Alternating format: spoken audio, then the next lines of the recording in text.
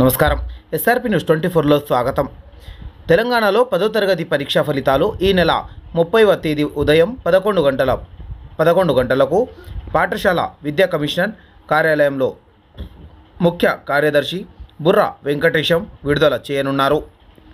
రాష్ట్రంలో 10వ తరగతి పరీక్షలు మార్చి నెల 18 నుంచి ఏప్రిల్ 2వ తేదీ వరకు జరిగాయి. 5 లక్షల మందికి పైగా విద్యార్థులు పరీక్షలు రాశారు. రేపు ఇంటర్మీడియట్ పరీక్ష ఫలితాలు ఈ నెల 24వ తేదీ ఉదయం 11 గంటలకు ఇంటర్ విద్యా మండలి కార్యాలయంలో బుర్రా వెంకటేశం విడుదల చేయనున్నట్లు ఇంటర్ విద్యా మండలి కార్యదర్శి శృతి ఓజా సోమవారం తెలిపారు. మొదటి 2 సంవత్సరం పరీక్షల ఫలితాలు ఒకేసారి విడుదల చేయనున్నారు.